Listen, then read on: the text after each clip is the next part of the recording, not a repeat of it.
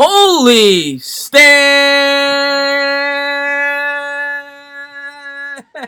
and up, New York Giant Oh fans. shit. Okay, reverberation. What's going on, Mr. Bando? How you doing, Hey, buddy? you know what? You did that good because as soon as I saw you getting ready to go live, you started laughing. So I was like, held that pretty good. What's going on, everybody in the chat?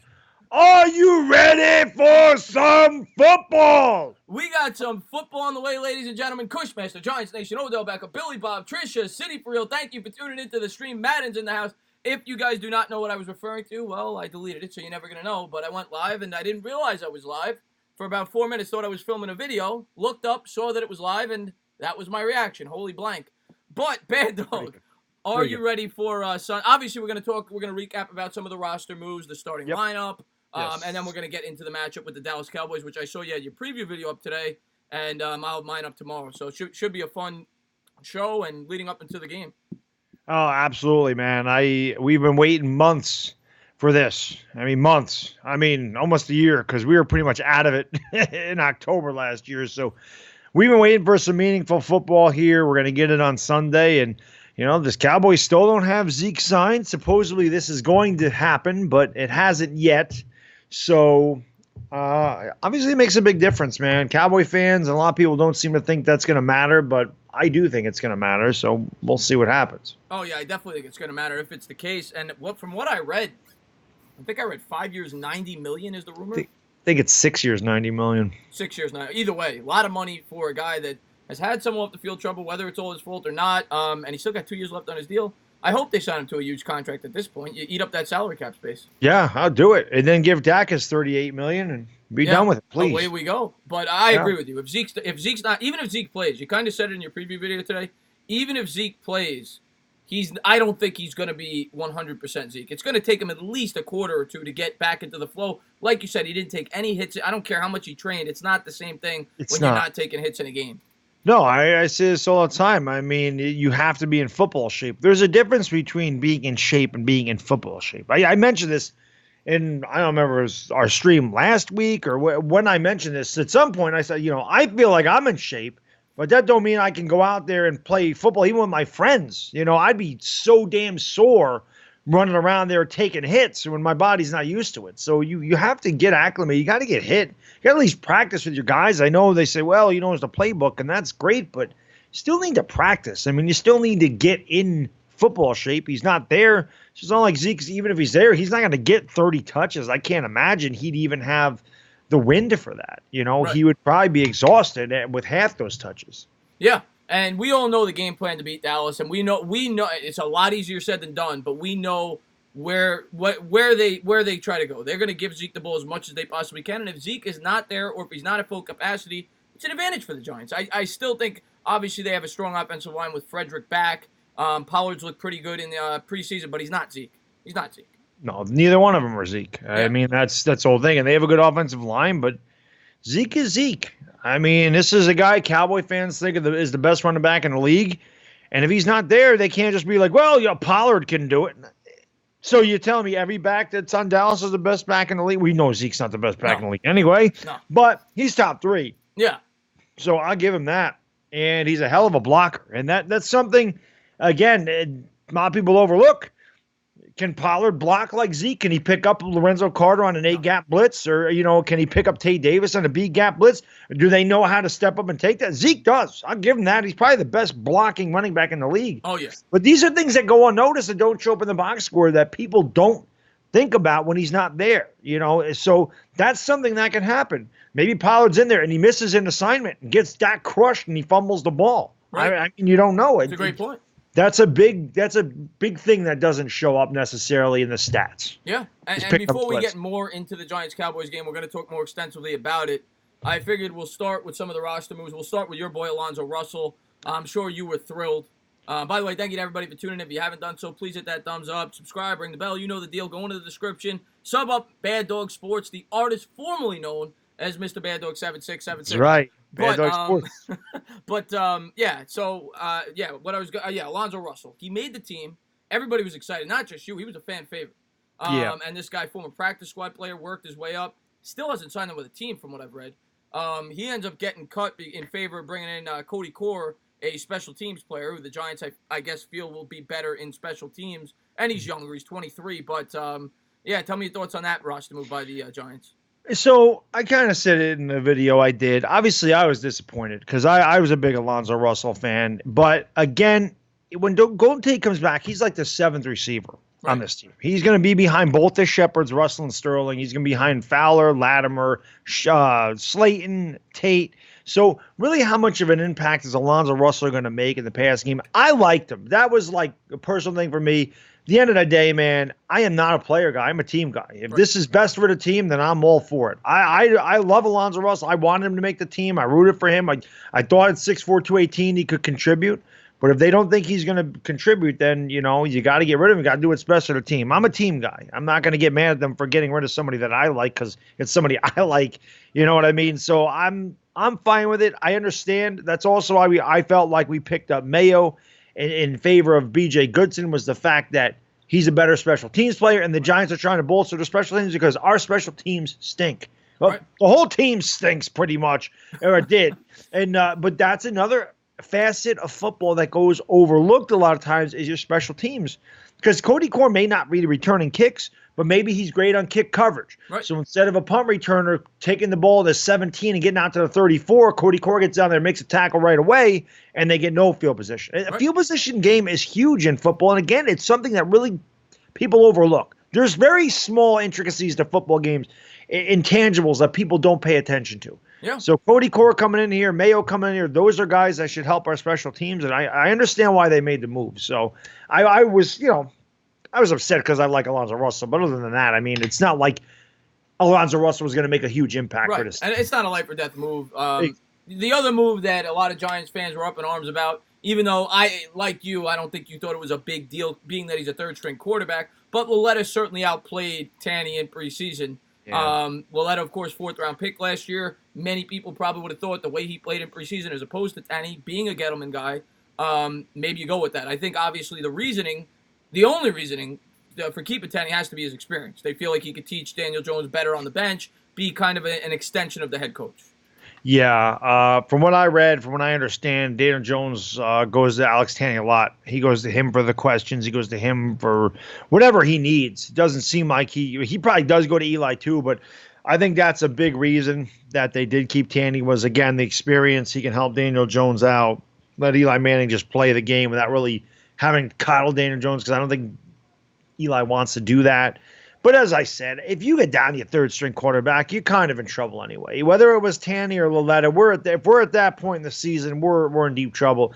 And we did see a glimpse. I mean, it was only 5 passes of Kyle Willetta in the Washington game last year, and he was awful. He was 0 for 5, right? He was over 5 with an interception. Yeah. It could have had 2 interceptions. He was terrible. I remember you and I were doing a game. Yeah. And we were excited because the ball, like, we're going to get to see Willetta. Let's see what he can do. And he came out and he sucked.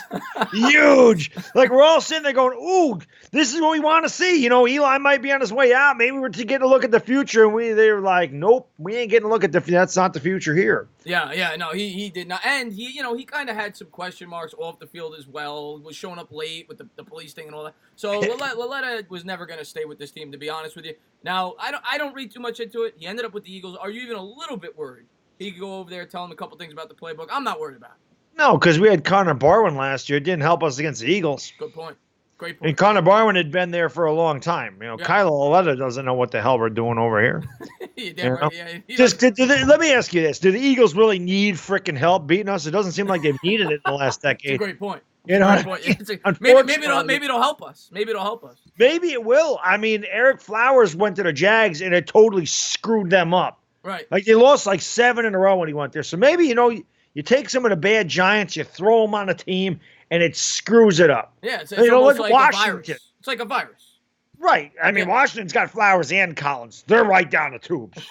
Throw their season in the toilet. It's over. And flush it, too. You might need to flush it a couple times. You got a couple big turds in those 2 guys.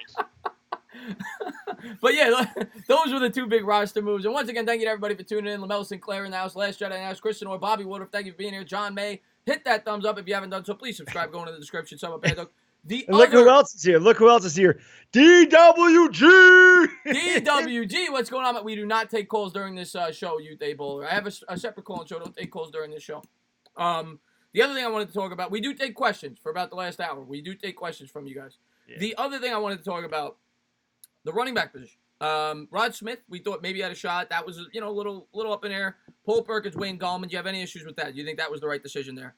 Yeah, I'm fine with it. I'm fine with the running back situation. I kind of figured I like Paul Perkins. Yeah. Some guys, I'm more of a Perkins guy than a Gallman guy. Not that one is way better than the other. It's just a personal preference. Some guys like Gallman better than Perkins. Some guys like Perkins better than Gallman. I happen to be a guy that prefers Perkins, but I think they're both very capable. They both can catch out of the backfield. I think Wayne Gallman is underrated as a guy that can run on the goal line. He's not a huge guy, but he runs very strong. So he is a guy that can get that, third down and 1, that third down and 2, maybe, that 4th and 1 on the goal line. Gallman can do that. I do worry about both he and Perkins' ball control, though, because it seems like they fumble a lot. So that scares me more than anything else. You got Saquon Barkley, who didn't fumble his entire rookie season. You got these two guys who seem like they fumble every other time they touch the ball. So that has been an issue with Gallman so far. I will say that. I expect Gallman to get the short yardage work. And Perkins, to spell Barkley, he'll be in a third and long situation, maybe every third or fourth. Because Perkins, like you said, I think he has more versatility to his game. So he may be used in that every fourth drive type role, Gallman in the short yardage type role. That's what I see. Something like Could that. Definitely see that too. Yeah, but we'll have to wait and see. Perkins has a lot of talent out of UCLA. I remember Perkins has more talent, in my opinion. I also think he's quicker to the hole. Where Wayne Gallman, I don't know what Wayne Gallman does. He hesitates too damn much. Yeah. I've seen a bunch of times a hole open up and he hesitates getting there. It's like, dude, go. You don't have that much time in the NFL. Right. I know our offensive line's better, but you're not Le'Veon Bell. So don't sit back there for 3 seconds and pick a hole. This is not going to happen here. Hit that hole and go. Mm-hmm. So, I don't know. I thought Perkins really had a chance to be a really good back in 2016. And, because he started to play a lot more at the end. He had the 100-yard game against Washington, the last game of the season. And then he got hurt in 2017. He was hurt last year. So hopefully he has a resurgence. We could use him because Barkley's going to need to be spelled. That's for sure. I don't think they did that enough. We say that all the time. I don't think they did that enough last year. And Zeke did not sign yet. It is rumored it is close, guys, and it's going to be a big contract if and when he does. What's going on, Alex Sports? Thank you for tuning in. On the defensive side of the ball, not a lot of – the defensive side was pretty much exactly what I thought. The other surprise a little bit was Conrad. They cut Conrad. They went with we thought after Simonson went down, Conrad would be on the roster. Yeah, that was surprising. Yeah. That was surprising. I thought they would keep C.J. Conrad. Yeah. Definitely. Yep. But the defense was pretty straightforward. I think we knew Nate Stupar. I didn't necessarily think he would make the roster. They went with an extra linebacker there. I didn't expect that. But other than that, not a lot of surprises. The funny thing is Nate Stupar didn't play horribly. He just missed a lot of tackles. Like, he got a good penetration. You saw that a lot of times. He would get to the running back. He would get in the backfield, but he just couldn't complete the play. So he's got to pick it up. But I think, again, Stupar is more for special teams, Chris. Yep. I think that's what he's there for. I think he's more of a special teams guy, and that's probably why they kept him. Right. And Sam Beal will be out again. IR. Yep. Out till week 8, unfortunately, and this guy can't stay off the IR.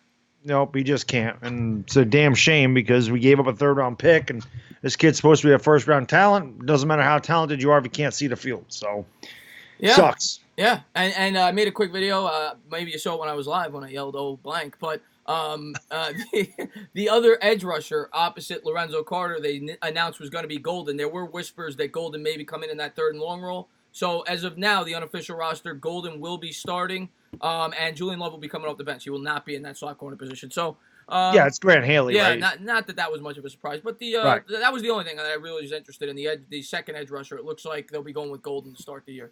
I think that's smart. He had a big season for Betcher a couple of years ago, and I know he was your pick to lead the team in sacks. Yeah. So it'd be great if guys like Marcus Golden and Lorenzo Carter could each get double-digit sacks. That'd be phenomenal. And then you're going to get spelled with Shane Zemnies. So you got some talent out there. I think Golden. I think it's a good move having the veteran out there that knows Betcher's system. I think it's good to have a veteran guy out there because other than that, Ogletree's a veteran, but Golden is a veteran of Betcher's system. So I think that helps the defense out a lot more. When you look at the defense, it is a pretty good mix of veterans and youth because Antoine Bethea is a veteran. Jabril Pepper's been in the league for a few years now. B.J. Hill, second year, but Yep. Alec Janoris Ogletree. Jenkins. Yeah, Janoris Jenkins, Alec Ogletree. So, yeah, obviously, what's his name? We just said it.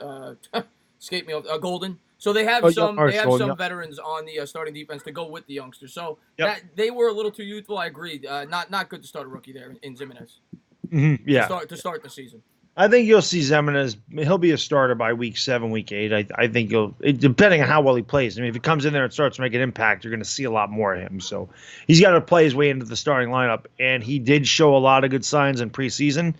So hopefully he can. Hopefully he can make an impact when he spells these guys, because Golden's older, so it's not like he's going to be playing 75-80% of the snaps.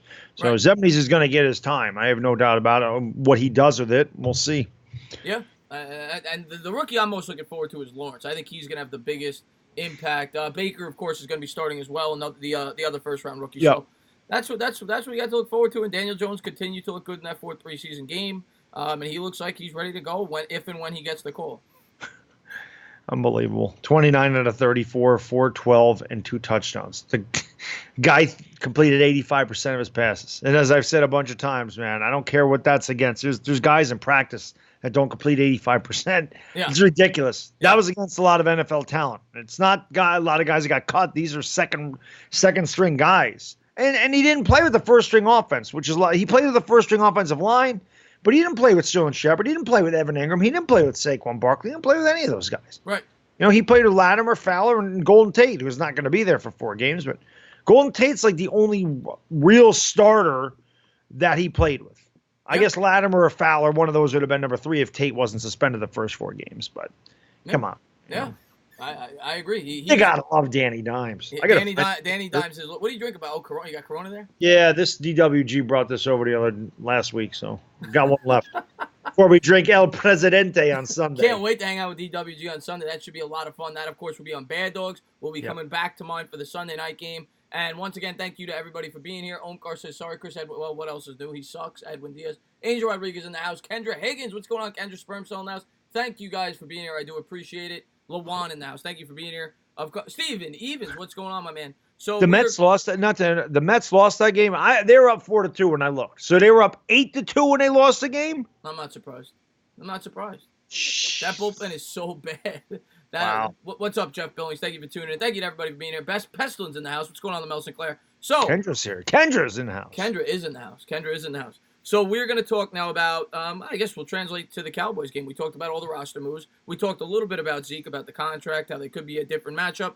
We know the Cowboys at this point, and I'm going to get into it in my preview video. But Dak Prescott in 3rd and long, that's where you got to get him. Last year he ranked, I think, 22nd or 23rd. I don't remember. I looked it up. In 3rd and 8 or longer in terms of conversion rate. He was only like 23% on 3rd and 8 or longer. Even when people said he was improved, still wasn't good in that situation.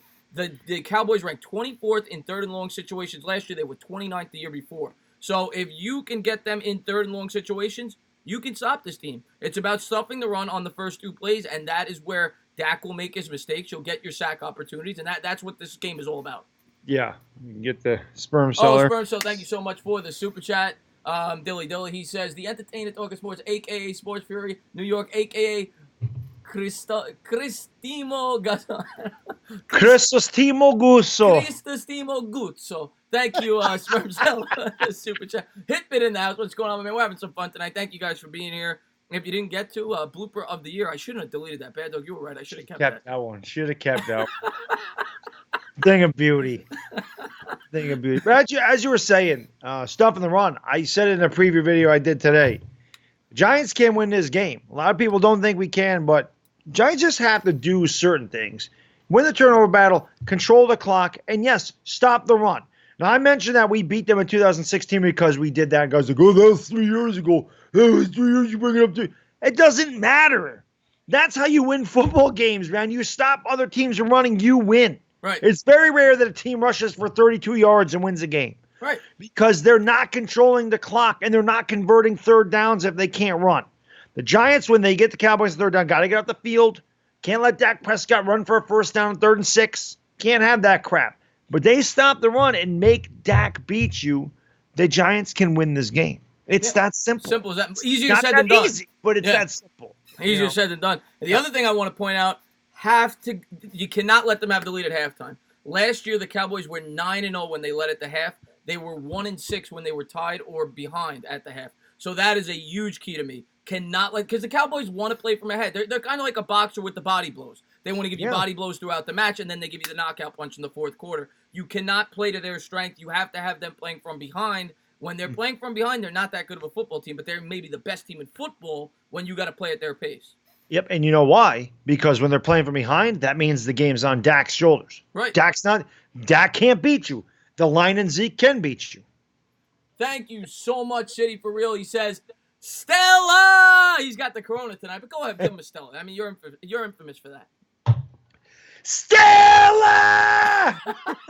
City, for real, thank you so much for the super chat. I do appreciate that. Mackenzie's in the house. Diehard Giants fans in the house. Mackenzie says, I think we lose week 1. And if I'm being honest with you, they're a better football team. We gotta be real here. It's in Dallas. They're a better football team. They're a better football team. But just like you said in your video, any given Sunday, anything can happen. And it's a divisional game. It's a divisional game. We know how they play.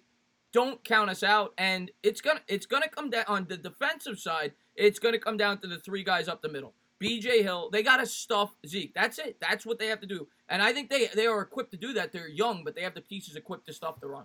Yeah, they do. They're thick up front. Go ahead. Oh, thank you so much, Bobby. If you haven't done so, go on over there, check out his channel. Dilly says, football is back. See you, schmucks, week 6. Of course, he's a big Patriots fan. Go on over there and check Bobby's channel out, man. Thank you so much for that, man. I do appreciate that. And then on offense, can't turn the ball over, just like you said in your preview video. Yeah. That is period, end of story. We need some short fields. Their defense is really good. We need a short field. We gotta find a way to get turnovers against this team. That's how you beat a team that's better than you. You win the turnover battle, you can beat a team that's better than you. It's so, like I said, it's so simple, but it's not easy to do. Right. It's easy to say this is what they have to do, but they're actually doing it, much different situation. But if the Giants can get a couple turnovers and get a short field, and then, like I said, they gotta if they have drives, they have to finish with 7. They can't just get 3s. Right. You have a drive starting from your own 19-yard line. You're driving all the way down the field, and you got a good thing going. You're 3 for 3 on third downs. You've had the ball for 7.5 minutes. You get to their 4-yard line. You can't settle for a field goal there. Yep. You have to punch it in. Yep. No, you have to do that. You get in the red zone, you got to score touchdowns. Yep. So that's how you're going to beat a team better than you. And Dallas is better than us. There's no doubt. I mean, they are. Because like I said in the video, if we were better on paper, I'd be picking us to win the division. We gotta be fair. I mean, this team is. Yep. Thank you so much, Tyler. I do appreciate the super chat. He says if the Giants beat the Cowboys week 1, they'll make it to the playoffs. Tyler, we've been saying I'm not gonna go that far yet, but what we have said for weeks now, Tyler, if they ever won this game, we're gonna think that the playoffs is a real possibility. Yeah, because they're beating one of the best teams in the NFL at that point, NFC anyway. Yeah. Oh, thank you so much for the super chat. Bobby says, "Can't believe I'm gonna say this, but I hate the Cowboys. So go, G-Man." Thank you so much, Bobby, for the super chat. And we could agree to that, Bobby. We hate the Cowboys just as much as you. Even Bobby, more. It's all good. Listen, I don't hate the Patriots. You know that. You know me. I'm a big Brady fan. You bought me the shirt. I mean, I love Brady. It's all good. You can root for the Giants. It's all right, Bobby. It's all right, Bobby.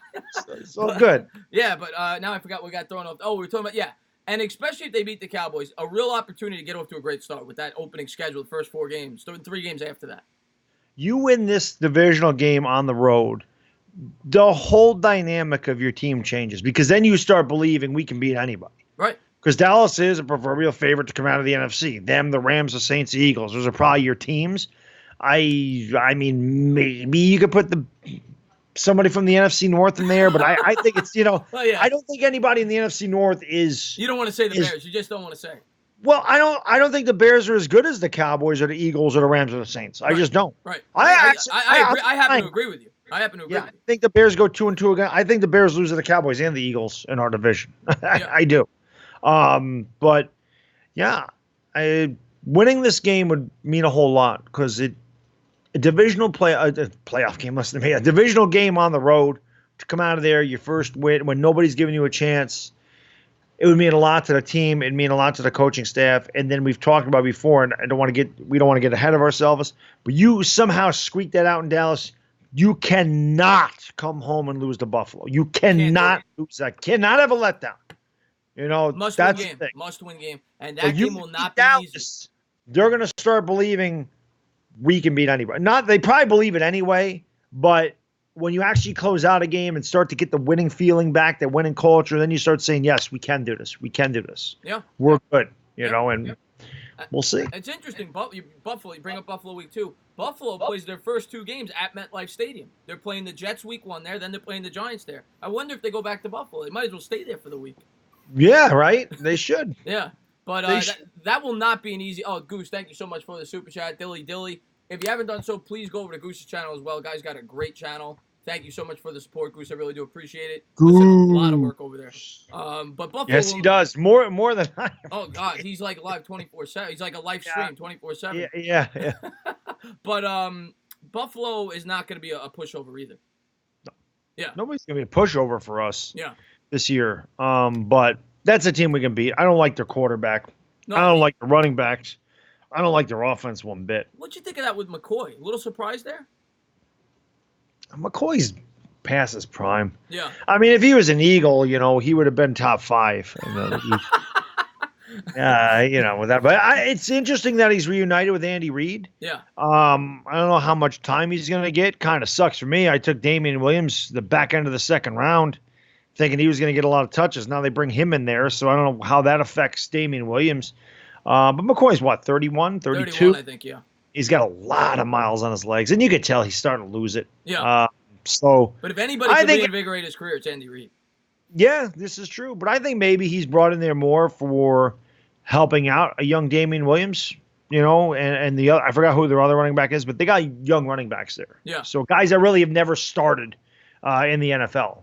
So maybe McCoy is brought in there to spell them, kind of like Gallman will be for us. Right. But he's more there as a coach for the running backs. And he knows Andy Reid's system very well. He played with them for a lot of years in Philly. So I think that's more what that move is. Yeah. But Yeah, just talking about it because we were talking about Buffalo week 2. But as far as the Cowboy goes, we kind of talked about do not turn the ball over. I completely agree. It's going to be tough. Dak Prescott only threw 3 picks in his last 8 games. When they got Cooper, he became an even more efficient quarterback because they had trouble stacking the box, and it opened up opportunities there in the running game, and then it set up the play action with Amari Cooper. It made him deadly. Yep, I may mention it right in there. I said they got a quarterback that don't turn the ball over, and he doesn't. Yeah. So, because he makes a lot of safe throws. Yep. So they're going to have to maybe punch the ball out or get a blindside sack or something because he's probably not going to throw an interception. But maybe, Dexter Lawrence, we saw him do it against the Patriots. I think it was the Patriots game. Might have been the Bengals game. But we saw Dexter Lawrence get penetration and knock the ball, bat down a couple passes. So maybe, one of those linemen can get the penetration, knock the ball up in the air and pick it off that way. Right. But yeah, it's not going to be easy at turnovers. But if we're going to win, we're going to have to force some. At least +1. We have to be at least +1 in the turnover battle. That's our only chance. At the end of the day, that's our only chance to beat that team in Dallas. It's going to be tough. At home, I think we stand a decent chance. But in Dallas, it's going to be a tough game. Dallas is one of the top, like you said, 3 or 4 teams in the league, but in the NFC. But if we could ever go in there and win, everything changes this whole year. Yep, it does. It changes the entire outlook of the season. Yeah. And something else you're going to see in this game. I mean, it's in Dallas, so you're not going to hear it. But if Eli struggles this game, say he's, 18 for 34, right, and throws an interception, fumbles, right, and they lose, and the Giants lose 24-10 or something. Yeah, right away you're gonna start hearing the crowd. I don't know when the last time Eli Manning, and not that Eli Manning is adverse or can't perform under pressure because we've seen him win the Super Bowl twice. Yeah. Last 6 drives. Maybe the pressure helps Eli Manning because this is the most pressure he's had on him since that Super Bowl. He's never been pushed. Yeah. His entire career, he's never been pushed like, oh, God, here comes a guy. He's never been that guy that looks behind him and goes, holy, right, like you did earlier today. Yeah. Oh, Jones was 29-34. So maybe it helps Eli, but maybe it hurts him. I don't know. Yeah. I mean, you think Eli's going to sit back there and look behind him the whole time? Like, if I screw up, this kid's coming in? I don't know. Oh, thank you so much, OGR, man. Another guy, go on over there and subscribe. OGR's the man. Yeah, if you haven't done it, thank you so much for the super chat. He says, what's going on? Won't be on long, but wanted to drop by for 10 minutes. Thank you so much for popping in, OGR. One Giant Rebuttal's got a great Giants channel over there. Yes, he does. Go and check it out, man. Love that guy. Yeah. But yeah, man, I'm just so pumped up for this game. I'm just so pumped up that we got football again. And you bring up if Eli struggles, it's not going to get easier week 2. Buffalo's got a very good defense. Yeah, that's where you'll hear it though, because they'll be in MetLife Stadium. So if Right. he struggles in the first half, you're going to start hearing the boos. You're going to start hearing Daniel Jones. You know you're going to hear this Yeah. because we are a very tough crowd. We're very tough fans, and this team has sucked for a long time. So Yeah. now it's not like we've been good and made the playoffs the last 3 years, just can't get to the Super Bowl. And they're like, well, okay, we've been good and now we got this quarterback or whatever. So we'll be a little bit more patient. We have sucked for years. Yeah. In 2016, we were not a good football team. I know we made the playoffs. We won a lot of close games against really bad opponents. 9-6. Yeah. A lot of Well, those. Yeah. Yeah. Yeah, I think we won every game except for the one in Cleveland by less than double digits, maybe less than 7 points. Right. And the only reason we won in Cleveland the way we did is because I think we had a punt return touchdown and an interception return for a touchdown. So the offense didn't even play good against the Cleveland Browns. So it's been a bad team for many years. So we are frustrated. We are getting impatient. And we're sick of having the division kick our ass. And, it's going to come to a point now where if Eli struggles, you're going to start here, especially because Daniel Jones played so well in the preseason. If Daniel Jones struggled in the preseason, probably wouldn't be as big of a deal. But the way he looked, the way he's got everybody, all of a sudden, everybody changed their tune, ESPN, Chris Carter, just throw some haters No, he out looked there. great. He looked great. I'm going to tell you this, though. I think Eli responds. I think Eli's going to play well. I don't know if they're going to win the game against Dallas. I think he's going to play well the first week. I really do. Eli played very well during the preseason. OTAs, minicamp, training camp, all the games, he played very well. That 4 for 8 for 41 yards is not his fault. He should have been 6 out of 7 for 65 yards. He had 2 drops, including a touchdown pass. Yeah. His number should have been a lot better. Latimer dropped 2 passes. So the last incompletion he had shouldn't have even been thrown because Latimer should have caught the damn ball for a touchdown. Hit him right in the numbers. Can't do it any better. And Eli Manning's throwing the ball at some zip. I want to see him throw deep down the field. I didn't see that at all. Yeah. Yeah, no, we got to see more of that. I completely agree with that. We saw more of that out of Daniel Jones in the preseason. I think Eli they're playing it close to the vest going into the season, being that he's the starter. That's what I think. I mean, he only had 3 drives. One drive, it was 3 plays. We'll see. We'll absolutely see. I think it's going to be a ball control offense. I think that's going to be the philosophy. I don't see them taking a lot of deep shots. I see a lot of underneath throws to the Fowlers of the world, the Shepherds. Yeah. Ingram maybe up the seam every now and again. They're going to try to run the ball to Barkley. Barkley in this game, for them to have a chance, has to have at least 23, 24 carries. I'm not even talking touches.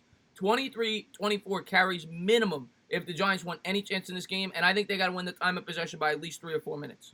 They do, and that's how they're going to win it. They have to run the ball. And like I said in the video, they're going to have to pass to open up the run. A couple play action passes to start the game. A couple play action passes, hit Evan Ingram down the seam real quick, or play action pass, hit Cody Latimer on a slant. Then it kind of starts to say, well, maybe we need to back off a little bit, charging the run so hard because they're killing us. And then that allows Barkley to get his holes and to get around the corner. Maybe you set up a screen pass to Saquon Barkley. Let him try to run behind the new revamped offensive line. Get him involved that way. Do something with him. Get him out there in a wheel route. Get him matched up with a linebacker or safety. We're winning if that's the matchup. So there's a lot they can do, and they just have to execute it. Yeah, and it's going to be a great game. I think it's going to be close. The spread, I think, is at 7 points, if I'm not mistaken. And I think that's about right. I think the Giants are going to cover that. I think it's going to be, even last year, I mean, the Giants played horrible that first game. They got the garbage, I think, what was it, 17-10, 24-17, something like that. 2010, I don't remember They what it lost by was. 7. But even last year, they lost by a combined 8 points against this team. So I think the game will be within 1 score. And all I ask as a Giants fan, give us the ball with a chance to win with 2 minutes to go. And let's see if Eli still got it. Give us that chance in Dallas. Let's see if Eli still got it week 1. That's what I'm hoping for. I know if we're going to win, it's going to take something like that. So that's what I'm hoping for week 1. Yeah. Just give it. Yeah. Well, I just want a chance to win, just like you. Just give us a chance. I don't want to be behind 24-10 with 3.5 minutes to go, and they drive down and get a crappy touchdown, and then have to convert an onside kick. So yeah, just keep us in the game, man. Yeah, and that's got to be the strategy. Do not turn the ball over. Similar to the Patriots in the Super Bowl, the first time around. Control the clock, long extended drives. Don't do anything stupid. Don't turn the ball over. Try to win that time possession. Wear down that defense over the course of the game. That's what the Giants have to try to do. It's going to be hard. An unbelievable linebacking core in there in Dallas. Probably the best linebacking core in the league. It's pretty damn amazing, their linebacking core. Yeah. But what ball control does for us, it also keeps our weaker unit off the field, which is our defense. Right. So it's we can control the ball for 33 minutes of this game, 34 minutes of this game, we got a good chance. Yeah. No, Again, absolutely. easier said than done. We got to run if we're going to do that. We got Yeah. to find a way to run the ball. 30 carries. And as I'll a tell you team. right now, if the Giants get out there and they start running the ball really effectively in the first quarter, Sets the we'll tone. see. I mean, if you see that offensive line winning up front, it's going to be a good day for us. And this is going to be a That's hell what of you a wanna test. see. This is going to be a hell of a test It is. for this offensive line. And we're going to get a real good, even though it's the first game, take some time to get acclimated to playing together, especially on an offensive line. It's more about chemistry than anything else. But it's going to be a great test there for this offensive line week one. They got a great front seven. The weakness in that Dallas team, if there is one on the defense, it's in the secondary. Yep.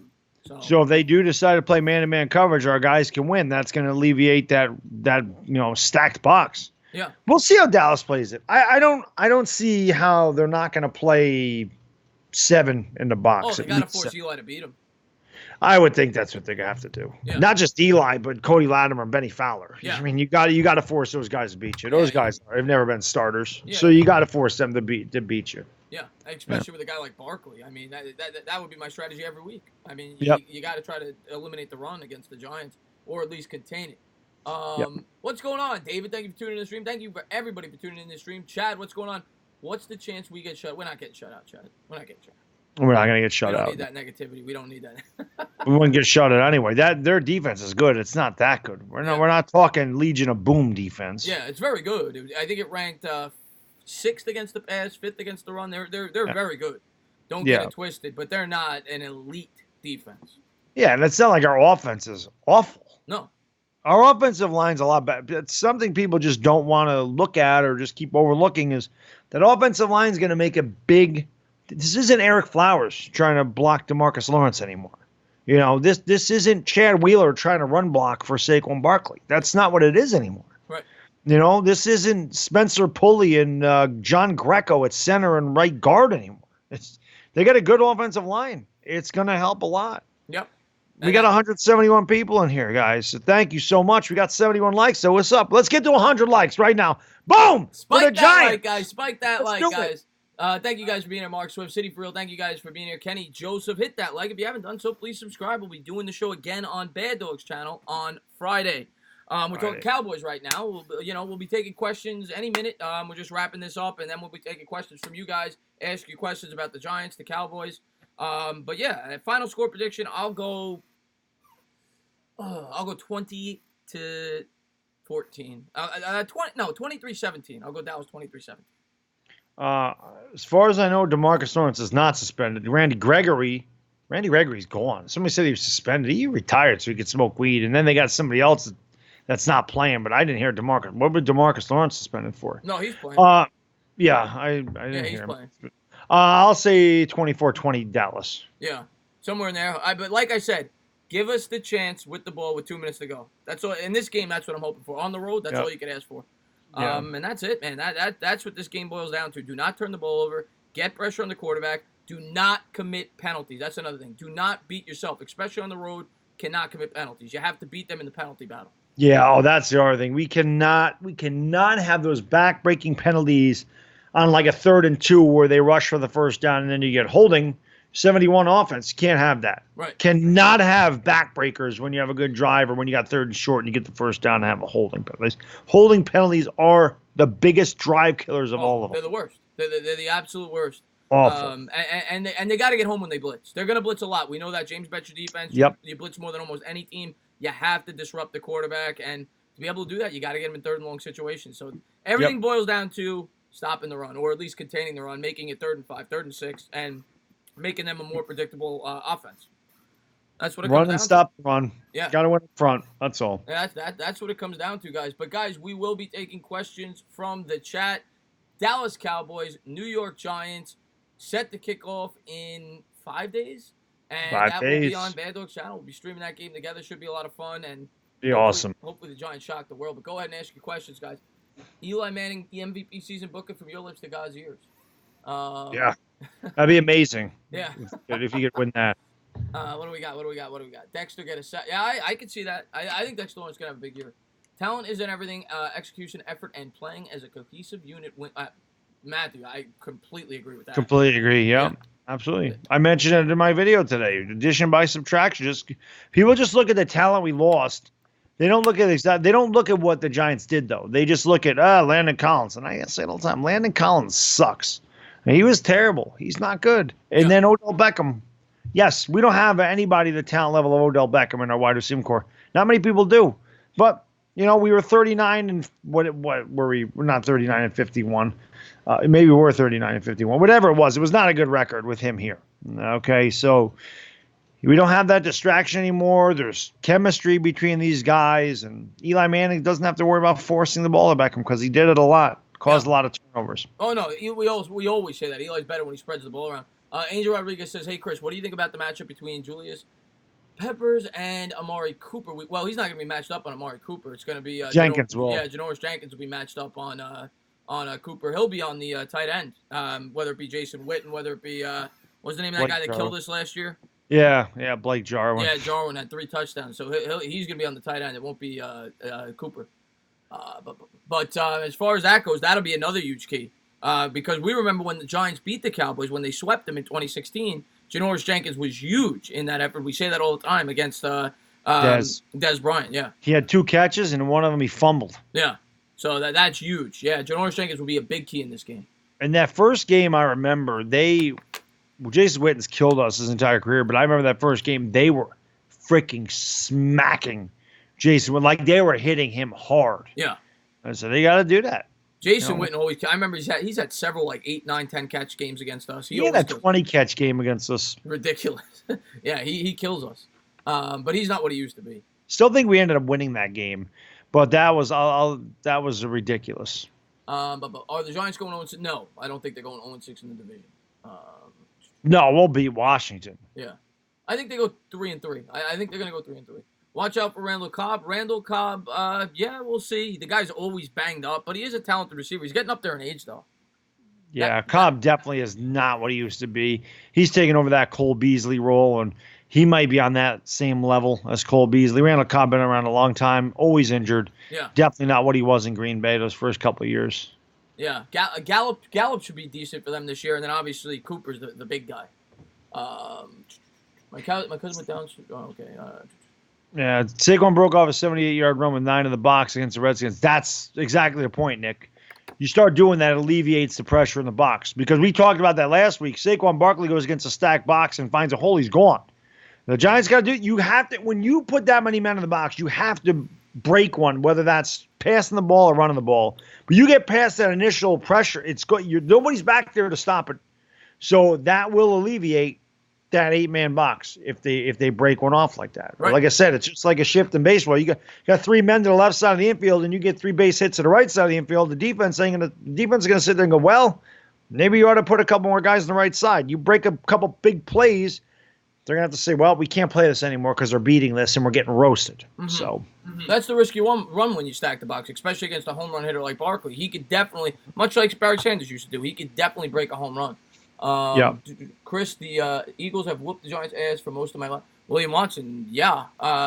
The one thing I will say, they never whoop our ass. They always just find a way we find a way to beat ourselves half the time when we play the Eagles. It is half the time. The other half, they're blowing us the hell out. Yeah, the other half, they're blowing us out. What's going on? It's Slurpee. Thank you for tuning into the stream. Do you think DeAndre Baker will hold up on the other side against Gallup? He's a rookie corner, Ashy. So I worry about that. Rookie corners always struggle. I'm not going to expect him to be a finished product even throughout this entire season. It's going to be a learning curve for a cornerback. So I expect the Cowboys to try to pick on him a little bit. I do expect them to try to go after him a little bit in the first game. Yeah, Gallup's only a second-year receiver, too, so it's not like Gallup's a veteran or anything. Yeah. I don't know where Gallup played college football. Any Cowboys fans in here know where he played college football? Maybe he played against DeAndre Baker if he came out of the SEC. No. I don't know where Gallup played his college football. Against Gallup, he might be able to hold his own, but I still expect the Cowboys to test him early. Yeah. Yeah, I expect that. That could be where he gets his interception. He could be the guy with the interception in this game. That'd be nice. The way Jenkins takes risks scares me. Cooper might light him up. I could see that. Lamell Sinclair, hopefully not. How many all-purpose yards and TDs for Saquon in Dallas? I mean, I hope 2 touchdowns. I'll go 130 all-purpose yards and 1 touchdown for Saquon. Yeah. Well, it's a really tough question. I don't know. I don't know how much they're going to use him. I don't know where, but I can see Saquon. He destroyed Dallas last year. He destroyed everybody in this division last year. So I can see Saquon having 170 total yards in this game. If he does that, we got a great shot at winning. If he has 100, I can see him doing that. I can see him between receiving and because I bet you they get him involved in the receiving game a lot. Yeah. If he's able to do that, Giants got a good shot to win this football game. That's the other way you beat the 8-man box. You just throw the ball to him outside, let him go. Right. Get it out to him. Get him in open space. Let him go. Yeah. Yeah. So he could have 8 catches in this game. Chris, can you do a full send? I don't even know what you mean by that, EDP. Chris and Bad Dog, thoughts on the Bills running? We alluded to that earlier, Yehuda. I think the rookie's going to get the most time there for the Bills. Sterling Shepard will have 120 yards this game. I don't know about that, Kenny Joseph. I hope. That'd be amazing. Yeah. I don't know about that, especially because he didn't play at all in preseason. You want to talk about rust? We were talking about Zeke with rust. Sterling Shepard would have some rust as well. Yeah. Yeah, but Sterling Shepard practiced. He practiced, yeah, but not in a game. He didn't play in a game. Right, but he practiced. At least he practiced. Right. At least he was there with his teammates, building rapport. I mean, not that he needs to, but you're building chemistry with your guys. Yeah. We're going to need him to have a good game. I'll tell you that. Yes, we are. Yeah. He's our number 1 receiver. He's going to need to have a lot of good games this year. Christian Orr says, would you agree? No, Sinor, I don't want us to lose 31-17 to the Cowboys. I think it's going to be closer than that. I do too. Let's see what we got here. Top receiver for the Giants this game it could be Saquon Barkley. Could be Evan Ingram. Although they do have good tight ends. I'll go Shepard. I'll go Shepard leads the team in receiving yards. Yeah. I'm going to say Ingram. Yeah. I think Ingram's got to be a huge part of this. Oh, for sure. This offensive star, because like I said, I think he's our only deep threat. He's the one guy that can stretch the field in this team, and they got to do it. Play action pass with seam route. It's there every time. Yeah. Especially if they're stuffing the box. Yeah, if Ingram gets behind, they're not catching him. Yeah. So, Ingram's their one mismatch. Pretty much any time they play. Yes, this is definitely true. Did you guys move to get rid of Alonzo? We talked about that earlier, Beef Jerky Joe, about Alonzo Russell for Cody Core. It was strictly a special teams move, and that's why they did it. Yeah. Why did the Giants suck at doing screen pit, William? They've never been offensive great. line, William. Yeah. That's why any team would suck at screen passes, because their offensive line's bad. Got to be able to block. Yeah. And you got to be athletic. You got to be able to pull. If they can't pull, you're going to suck. Yeah. Completely agree. Cowboys writer bold prediction. Prescott throws for 400 yards week 1. No, he's not throwing for 400 yards. I think he's throwing for 400. I don't know this off the top of my head. I know he threw for 400 yards in one game last year. I think it went to overtime against the Eagles. I think it was a shootout. But is that Dak? Yeah, I think Dak. Oh, that's because Cooper had the enormous game in that game. Yeah. Maybe 2 or 3 games in his entire career he's had 400 yards passing. Yeah. It's not a lot. Yeah. I think maybe 300 yards. I don't even remember. Yeah. They don't want to throw that much. That's not their strength. No, it's not. Yeah. Because he's not a good quarterback. RK Messiah, thank you so much for the super chat. He says, way to be optimistic about our G-Man, Chris. Yeah, I always try to be realistic. We both always try to be realistic about the Giants. But I don't know if you're referring to my video I made today. I always go into every year trying to be optimistic because it is football. We say it all the time. Anything can happen. There's always teams that do better than people predict. There's always teams that do worse than people predict. Yeah. So go into the year with realistic expectations, but you don't go into the year saying, "Oh, there's no chance. There's no way we can do it." Yeah. And you can't go into the year this year we're going 14-2. Yeah. You got to it's not happening. Yeah, you got to be. Now the Eagles are going to do a lot worse than people think because they all the Eagle fans have them going 19-0. Oh, they're going to go 19-0. Well, we thought they were going 23-0, and they lost a couple. They're already behind the 8 ball. First player to get a sack on our defense. Nick Young. I don't know. We're drawing straws there, but I'll go Lorenzo Carter. I'll go Dexter Lawrence. There you go. King Trizzy, thank you so much for the super chat. He says, does Goff signing affect Dak's contract or Zeke? I think he got I didn't get to read it. I think Goff signed. Is he the highest paid quarterback now in the league? I don't know. I didn't even know he signed. Yeah, somebody it won't affect Zeke. They're different positions. Yeah. I don't think it'll. I think Dak's going to get around what he would get. But I say it all the time. If I'm the Cowboys, I let him test the market because nobody is paying Dak top tier money other than the Cowboys. You'd be surprised. But look around the league. Who's going to do it? Look in the NFC. Nobody in our division. Everybody's got their quarterbacks already. Yeah. NFC South. Maybe the Bucks. Do you think the Bucks would do it? Maybe. Yeah. The South, Yeah, nobody's doing it. You got Cam Newton, you got Matt Ryan, you got Drew Brees. Other than them, what about the Colts? maybe the Colts. Maybe the Colts. Maybe the Colts. He'd be in the same situation. Yeah. Maybe the Colts. Okay. The Colts could do it. The Colts could pull the trigger on it. Yeah. I mean, depending on where they finish, if they finish terrible, they won't do it because they'll draft one. Yeah. There's no really good quarterbacks coming out in this draft. I'm telling you right now. I think the class that came out this year is better than the class that came out next year. Tua's always hurt. Fromm is awful. Yeah. Fromm stinks. What about Herbert though? You like Herbert? I do like Herbert. Yeah. I like Herbert. He got hurt a little bit though in that game against Auburn, so he was able to finish it. But 6 years, $161 million. yeah.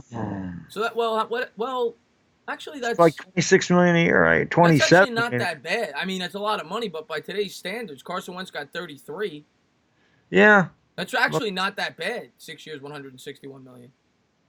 I mean, I know they're doing it before his rookie contract ends, so he's getting some security, so he's probably taking a little bit of a discount. But I mean, most quarterbacks get over $30 million nowadays. Yeah, that's true. Yeah, that's not bad. So maybe it does. Maybe Dak. Maybe Dak will be bigger than Jared Goff. I don't think he's going to get Carson Wentz money. Should Dak get more than Jared Goff though? I don't think Jared Goff is that good. I really don't. You think Dak's better? No. Yeah, so that's what I'm saying. But I think they're similar. Jared Goff has a great head coach. He does. He's the best running back in the league for a few years there in Todd Gurley. He's got Brandon Cooks. He's got Robert Woods. Yeah. He has Cooper Kupp. Really, yeah. I mean, they got great offensive line. I mean, that's a good team. And yeah. But so is Dallas. All I'm saying is I don't think Dak's better. Yeah. That's what I'm saying. They're similar. Yeah, so maybe he gets a comparable contract, $25, $26 million a year. And if you're a Dallas fan, you get him for that. You got to be happy. I think he's going to get over $30 million a year. I think he get $32 million. I hope so. I think I could see him getting 6 years, $200 million. I think they should give him $300 million for 6 years. I do too, for 10 years. Yeah. And backload it. Giants to give Cowboys a Black Christmas. Bad dog move. Benny Breeze, what's going on, Benny Breeze? How you doing, buddy? That's right. You love that movie, right? That is it's one of my favorite movies of all time. Let's see what we got here. Fletcher Cox. Okay, EDP. Nice to know that. Let's see what I really wish the Giants went back in 2000. Luan, you and us both. That we always talk about that. They should have. Yeah. We talked about that earlier. It's Slurpee between Tanny and Kyle. It was clearly just based because of experience. They thought he'd be a good mentor on the bench, and Bad Dog was alluding to the fact that he was following Tanny around. He looked at him as a good mentor throughout training camp. Yeah, he's there for Daniel Jones more than Eli is. Eli has to prepare for the season. Eli's a starter. Eli's got to work. Blah blah blah blah blah. Tanny's just sitting there holding a clipboard. So Tanny's definitely a lot more. He's at Daniel Jones's disposal, where Eli is not always going to be there for him. He's so basically a second quarterback coach, essentially. Yes. Yeah. Exactly. Taking up a roster spot. Let's see what we got here. Dave Gettleman probably kicking back and watching all the experts switch up on Daniel Jones. Well, yeah. I mean, I hope that he turns out to be the greatest quarterback who ever lived. No. Well, hopefully they're kicking back when Daniel Jones plays in some games that count. Yeah, I'm not gonna get ahead of him. I still got to see it in the regular season. I hope. He looks great so far, but I got to see it in the regular season. Yeah, he does. He comes in and balls out. It's going to be something special. He's not going to complete 85% of his passes. Let's say if Daniel Jones has a bad game or he comes in there in his first game, he's like 19 out of 34. Let's not kill the kid, But and then if he comes out and he goes 29 out of 34, let's not put him in the Hall of Fame. Right. But I'd much rather see 29 out of 34, 3 touchdowns. Yeah. You do that a few weeks in a row. Yeah, let Daniel Jones have like 4 really good games in a row, like really good games, and watch everybody just eat their words. And people come at me and go, "Oh, you didn't want to blah blah blah." Yep, for one night, you're right. I didn't. Yeah, and who cares? But I have been on board Daniel Jones longer than most people. Way before the season started. Chris, I made all those videos. Yep. He'll be better than Haskins. He'll be better than Prescott. He'll be better than Darnold before he took a snap in the preseason. Yep. I knew something. Yep. Well, hopefully, I hope you're right. The Trubisky one will be coming. I'm saving it for the Bears. Saving it for that week. Who's going to be the first person to get a pick six on defense, City for real? DeAndre Baker. Why not? Who's first person to get a pick six on defense? Maybe Ogletree. Yeah, I was going to say probably one of the linebackers. Yeah, Ogletree did it last year. Yeah. Gettleman deserves props. Gettleman had a great draft. He did. Who has more upside, Grant Haley or Julian Love? I got to go Julian Love. Grant Haley was very good, but Julian Love is very talented. Here's a question for you, Chris. Yeah. Which draft is better, 2018 or 2019 for Gettleman? Too early to judge, but you had more picks in this draft too, so it's kind of last year is already proven. Saquon Barkley, arguably the best weapon in football. Yep. Will Hernandez is an improving offensive lineman. He's at least average already. Lorenzo Carter, we both expect to take a huge step forward. B.J. Hill was strong in his rookie year. Yep. We're going to see what McIntosh has this year. Yep. So last year's draft, he had a sack in the last game of the season. Yes, he did. Yep. Last year's draft was very good. This year's draft, we got to see it still. They haven't played yet, but Dexter Lawrence, very encouraging. DeAndre Baker, obviously Daniel Jones. We'll see what he's got. Julian Love, excited about him. The X-Man. So a lot of potential. Valentine, Conley. There's a lot of good stuff there. Yeah, I mean, the last 2 years, that's the reason why ESPN ranked them the fifth best roster under 25. The last 2 years, I mean, we've had a lot of picks and we've picked early. But, how many picks? Well, like 20 in the last 2 years. So, we've had, we only had like 5 or 6 picks last draft. We just were picking early. So, we'll say about 17, 18 picks. But, he's done a great job. Yeah, you make your money in the third through sixth rounds of this draft. And you look at who he picked in the third through sixth rounds. It's been pretty good. Yeah. Pretty good. And the only guys, if I'm not mistaken, that are not on this roster from the last 2 drafts, George Osapowajai got cut because he had the concussions. Maybe he's on the practice squad. I don't know. Of course, Laletta. But other than that, the last 2 drafts, I'm pretty sure everybody else is on this roster. Yeah. So you're talking like TJ 15. Conrad, right? Conrad was undrafted. Oh, he was undrafted. Yeah, Conrad was undrafted. So I think we got 14. We had a lot of picks in the 7th round. I remember that. So I wasn't sure if he was picked in the 7th round or. Yeah, Conrad was undrafted. Let's see what we got here. I'm pretty sure those are the only 2 guys. Hey, Chris, do you think Danny Dimes will ever play a regular season game this year? Yes, Angel. I mean, I hope not. If he doesn't, that means the Giants are going to the playoffs, and Eli Manning had a great year. Realistically, if you want the Giants to make the playoffs this year, you don't want to see Danny Dimes this year. You won't. Unless we've locked up the division and the last game is meaningless, we get to look at Danny Dimes throw it around. Yeah, that'd be the best case scenario. Let's be 11-4 and have this thing locked up, or at least have a playoff spot locked up, and say, "All right, Danny, there you go, Danny Dimes, get in there and throw for 4 touchdowns." Same thing. So Pat everybody Mahomes. can see what you're going to do next year. Yeah, Pat Mahomes did the same exact thing his rookie year. He played the last game of the season. Do you think Evan Ingram's will have a breakout? Yes. We both think he's going to have a breakout year. What are these people talking about in the chat? I'm lit. I've had 1 beer. The hell are you guys talking about? Jesus. Jerry, let's see. We just talked about that, Kenny Jones. We said, which year is more talent, 2018 to 29? It's too early to tell. But both drafts look good. Giants 2007 defense or the 2011 offense? That's a good question, Gabe.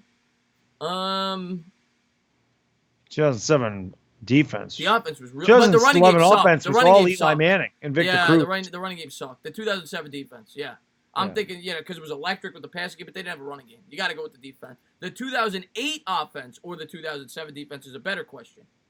Because the 2008 offense was amazing. They had a strong offensive line. They had the passing game, the great running attack. They had 2 1,000-yard rushers on that team. Yeah. Every one of the running backs averaged over 5 yards a carry, too, because Ahmad Bradshaw averaged 5.3.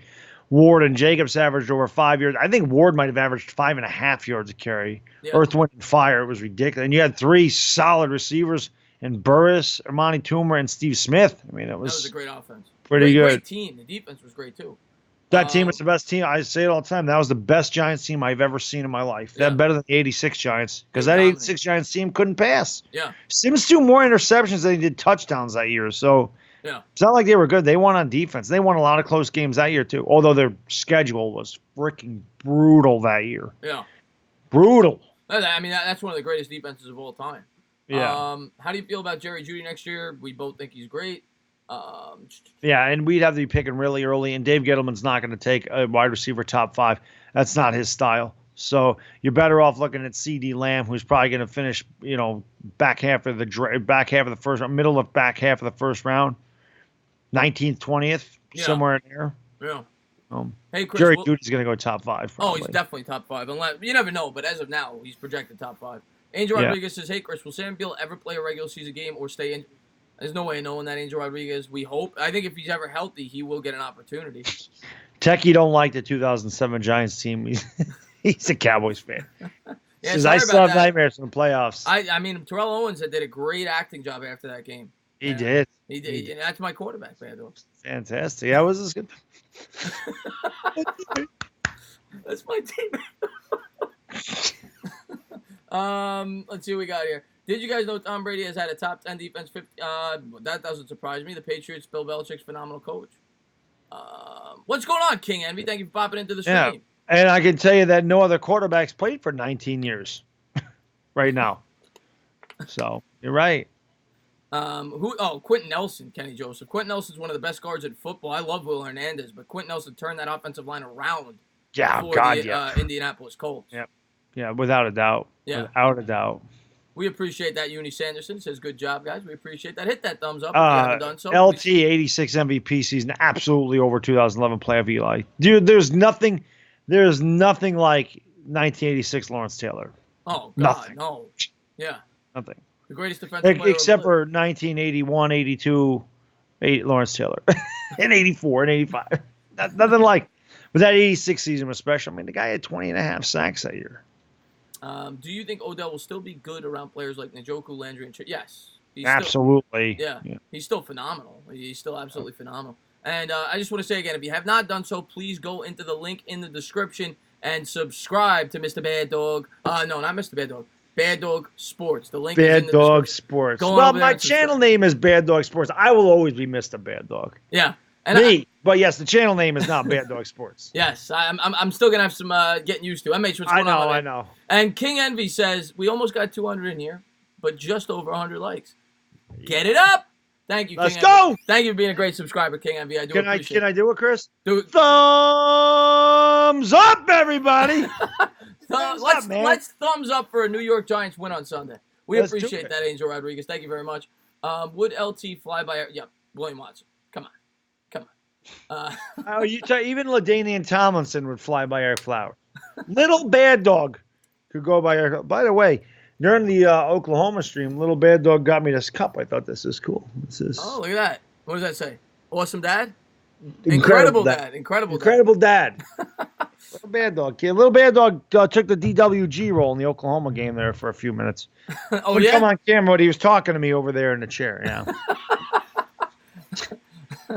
And if the 2006 Colts played the 2007 Giants in the Super Bowl, who would win? Abe, I mean, Giants. Giants beat the best team. The Patriots were the best team ever over the course of the first 18 games of a season. So, gotta go with the Giants in that game. Yeah. Jedi, you will still definitely get Laker Dog and Rage Dog this year. You probably get Rage Dog Sunday. Yeah. You guys that enjoy me raging and getting pissed off, come by Sunday. You won't be disappointed, I'm sure. Now, hopefully you're not raging. I hope it's kumbaya the whole game. Oh, that'd be great. That'd be the best thing ever. Yeah, hopefully it's kumbaya the whole game. That'd be great. Yeah, let's see no rage. Let's see some cheering like we did in the preseason. Yeah. Let's have a nice, fun, calm atmosphere. We're sitting by the campfire. We got a 20-point lead. We're good to go. Yeah, that'd be amazing. Yeah. Let's see what we got here. Good question. Is Will Hernandez a cannoli snack this year in fantasy? Will Hernandez, you cannot use him in fantasy, MH, but I appreciate the question. He's an offensive lineman. Tana and Bad Dog, what was the greatest comeback you Italian Stallions have ever seen in your lifetime? Well, I'm not going to speak for another team. I'm going to speak for the Giants. The greatest comeback I've ever seen from another team has to be the Patriots in the Super Bowl against the Yes, Falcons, without a doubt. or the Oilers against the Bills in the playoffs. Yeah, 2002 Niners did it to us too. When we were up Yeah, we don't 38-14 got in to that talk one. about that. We don't got to talk about that. But in terms of a Giants comeback, I mean, the Giants versus the Eagles, 2005, Eli Manning, that was a great comeback, down 17 in the fourth. That's the first one that comes to my head. I'm sure there's a better one. But yeah, I mean, Eli's had a lot of great comebacks throughout his career. I'm thinking back in '86, we were down 17-0 to the 49ers at halftime, and came back to win that game 21-17. That was the classic Bavaro carrying Ronnie Lott 20 yards down the field and a bunch of other Niners on his back. The first drive of the second half. So that's one that always sticks out in my mind. Even though I was young, I remember that was crazy that they came back and won that game because the Niners were damn good in '86. And then, of course, in '86, we played them in the playoffs and took them to the woodshed. That's the biggest beatdown I've ever seen in my life in the playoffs, outside of the whatever the hell that was, 62-0 game that was Marino's final game against the Jags in '99 or whatever. Yeah. That was bad. Another great comeback. You bring up Marino. I don't think Marino was the quarterback at the time. Monday Night Miracle, Jets-Dolphins. The Jets, yeah. That was an all-time great comeback. Jets and Dolphins always played some good ones Yeah. in the '80s. Kenny O'Brien versus Dan Marino, classic games. Yeah. Classic. The '80s was a great decade of football. It really was. Yeah. The game's changed. I still love it, but not like I used to. Mm-hmm. I say it all the time. It's getting to the point where it probably has gotten to the point where I prefer watching college football over NFL. Besides the Giants, like the Giants are still head and shoulders. I want to watch them over any football. Right. But I can sit down here on a Saturday, even if Oklahoma's not playing, and I'm not going to be able to watch them Saturday. So I'm going to do Texas and LSU instead because that's going to be a great game, and I can pay attention to Longhorns, obviously. But I can watch 12 hours of football and not care. It's harder for me to do that on a Sunday. If the first game, if there's two games on my TV and one is Jets Bills, and the other one is Packers, I don't know, Dolphins. I don't care. Yeah, you don't care. Yeah. I'll watch it. It'll kind of be on the back. I'll do other things. But I can sit down here and watch college football for 12 hours. I could not do that in the NFL. The only reason I'll watch it is because of fantasy players. It's the only reason I play fantasy. Fantasy football definitely kept the league very popular. Yep. Especially with the younger generation. I just like the NCAA game better. Yeah. And I win a lot of money on it. I'm much better at betting it. That's the biggest reason. Let's see what we got here. Corey Lewis, thank you so much for the super chat. He says Mount Rushmore for the Giants and numbers for Eli this year. Thank you so much again, Corey Lewis, for the super chat. Mount Rushmore for the Giants, obviously Lawrence Taylor. I'm gonna have Eli Manning on my Mount Rushmore. Some people might not. I'm gonna have Eli Manning on my Mount Rushmore. Carson probably. I'm trying to think of and Strahan. I think that would be my 4. Yep.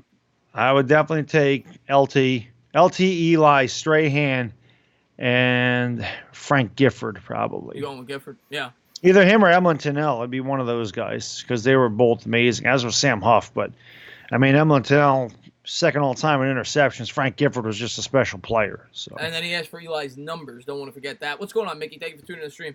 If Eli plays the entire year, which is probably not the most likely thing in the world, but if he plays a 16-game season, I will go just over 4,000 yards. I'll say 4,100. I'm going to say he's pretty efficient this year. I'll go 25 touchdowns, 10 picks. I think he has a pretty strong year if he plays the whole year. Now, I don't think he's going to play the whole year, realistically. But if I don't either. But, I mean, there's no Beckham. I think that hurts. I don't think he's going over 4,000 yards this year.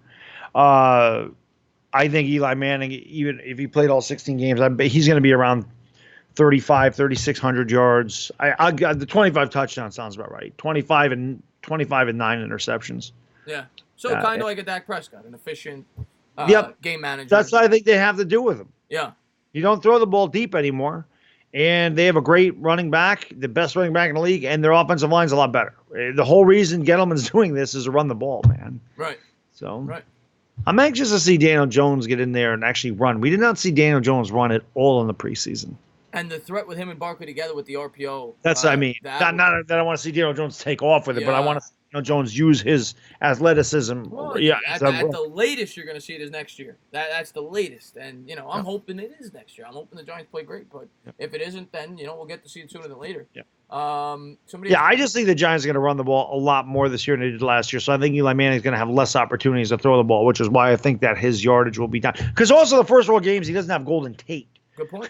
Well, no, And we I play the agree with you. Bears. We play some tough teams. We play Dallas twice. We play Philly twice. We play the Bears. It's not like we're going against teams without defenses either. I agree with you. If Eli Manning goes for 36, 37, 3,800 yards, Giants are having a good season.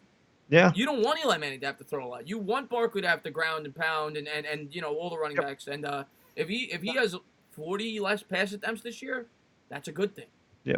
That's why I think his yardage is down. Yeah. But And Abe, I appreciate that. Thank you very much. Just looking for some questions here. He says, I have a feeling we are winning this Cowboys game. I hope so, King Envy. From your lips to my ceiling's ears. Okay, MH says, do you guys think Kevin Zeitler is the MVP of the O-line? No doubt. Well, the season hasn't started yet.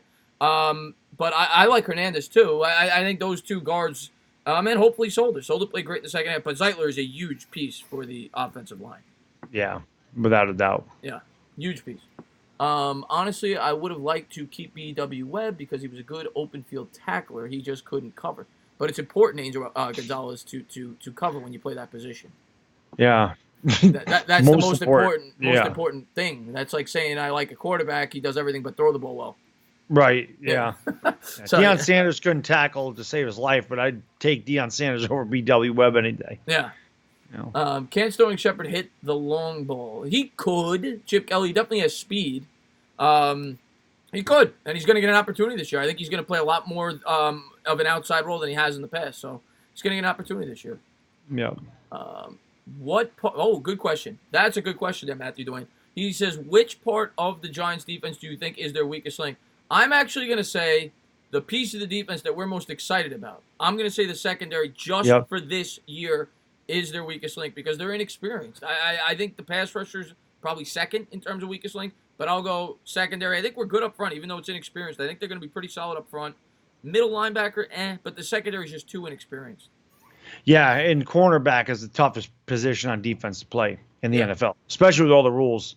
So, yes, I think the secondary is going to be our weakest spot just because of all the inexperience there. But it's going to translate into a great season next year when they do have experience and they're all very young and, they've got a year under their belt. So you're going to see it progress as the year goes on. Once these kids get experience, they get acclimated to the NFL, they get acclimated to the receivers, they get acclimated to Betcher's system, they start to build cohesiveness within the unit and get some chemistry. You'll see them improve week after week. But we're gonna go through growing pains. There's no doubt about that. Yeah. I've seen Tim ask this a couple times. He says, how do you feel about Chase Young from Ohio State, then trading back in? I mean, I'm not even thinking next year's draft yet, Sam, if I'm being completely honest. I'm not. I'm worried about this season right now. After the season, that's when I'll start worrying about guys like Chase Young. Right. What's up, G-Man49? Thank you so much for tuning into the stream. How many yards will Saquon have from scrimmage this year? Will he have more than 2,028? That's, of course, what he had last year. I was talking to Josh last night on the Sports Fury stream. If he gets, 1,972, I think he'd only be the third running back ever, maybe second, I don't remember, to have 4,000 scrimmage yards in his first 2 years. Dickerson's got to be one of those. Yeah, Dickerson was one of them. But I think if the Giants want to be competitive this year, he's got to do that, Chad. I think he will. Yeah. I think he's going to win the rushing title this year. I do too. I think he's going to get more carries. Who's the fastest guy in the Giants? The vice president of the United States asked. Joe Biden. On offense, I think it's still Evan Ingram, if I'm not mistaken. It might be Darius Slayton. Slayton ran a 4.39, so it's probably him. Yeah, it could be Slayton. I would say Slayton on the offense. Let's see what we got here. What is the draft? It's just a fitted hat, MH, is the DraftKings prize. Jersey for the Pick'em. G-Man49, what's going on, buddy? How you doing, my man? Linebacker core is the weakest link, Tay Davis. But you haven't. I get where you're going with there, Kenny Joseph. But Tay Davis, I actually think, is going to play decent for the Giants because he fits the system well. He's a good coverage linebacker, which is what you want in a James Betcher defense. He has some versatility. I'm more worried about the secondary just for this year. I'm excited about the secondary, but I think they're gonna have their lumps, especially early in the year.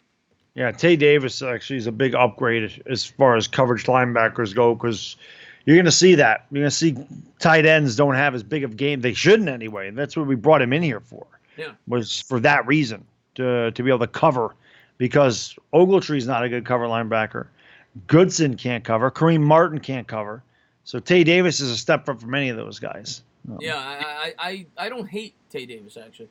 Out of the two, King Envy, there's a funny question. He says, out of you two guys, who has a better chance of making the practice squad for the? Gotta be Bad Dog. This guy lifts like 400 pounds. It's bad. And you remember the throw this guy made last year? That's right. Rover did a film review on you. That was the best video I've ever seen in my life. I made one throw. He did a 15-minute film review on us. I know he said I looked off the defense like Pat Mahomes. That was such a compliment. I just have too long of a windup. He said I got to shorten my windup. Like I got to shorten my throwing motion. It's too long. Yeah. I had the look off like Pat Mahomes. It's got to be Bad Dog. Entertain. If the 2011 Giants played the 2012 my God, we're getting some off the wall questions tonight. I'd go with the 2012 Broncos. The 2011 Giants weren't they just got hot at the right time. Well, no, with the 2015 Broncos won the Super Bowl. Yeah. Abe. I would go 2015 Broncos. Yeah, the 2012 Ravens one. Yeah. I would go with the 2015 Broncos if that's what you're referring to. Or not that. No, I'm sorry. The Steelers won it in 2012. Yeah, with the catch in the corner. Yeah. Let's see. Chris, did you know tomorrow's a holiday? Yeah. You're referring to that stream from last night. Thank you guys once again for being here. If you haven't done so, please hit that thumbs up. Please subscribe, ring the bell. Go into the link in the description and sub up. Bad Dog Sports will be live on Friday. And then again on Sunday before we come back to my channel on Sunday night. Right. It's going to be a good weekend with Chris and the Bad Dog. So it's gonna be get your popcorn ready, adult beverages, whatever the hell you sip on, whatever the hell you eat. Sit back, relax. Let us take you home. Let's go Giants. Let's go. And King Envy, realistic score for the game. We gave it earlier. I said 23-17 Cowboys. I think you said 23-20. Yeah, 20. Yeah. So right around the same. What's going on, Swag Waffles? Thank you for tuning in the stream. What if Bad Dog had a twin and his name was Good Dog? Be really rough if there was another one. I mean, it's bad enough I have two sons. So, although my oldest one's nothing like me. This one, my little one, yeah. Look out, world. Oh God, world is in deep dookie when that kid's old enough. I mean, he's a manipulator. He's a smart he's such a smart little shit. Oh, the world's in trouble. I mean, he's ridiculous. Yeah. And I can already see it. We were at dinner Saturday night. You get a cannoli? You get a cannoli? I'd veal parm. Okay. Oh God, so good. Veal parm, nice beer, some penne pasta. My usual. I go to a nice place. So it's outside. There's this little stage to the left of our table. We're outside, and there's some kids there. So my son's 2. There's a couple girls there that are one's probably his age, one's probably 4, one's probably 1, and then there's another one there, maybe his age. And they're all up on a stage, and sure enough, he goes up there and just starts messing with the girls. I go, yep.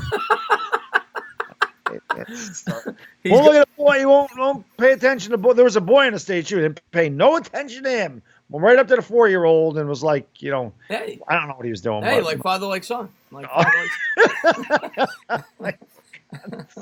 Oh God, here we go. I actually got Italian the other day too. I got chicken parm with penne. Chicken parm. Well, see, there you go. But I got a baby cannoli at the end. Oh, I didn't get a cannoli. Yeah. Maybe we're gonna start calling this show veal and chicken parm. Alec Ogletree had 5. Yes, he did, Kenny Joseph. He walked into a lot of them. But yes, he led the team in interceptions. That game against the Bears, though, man.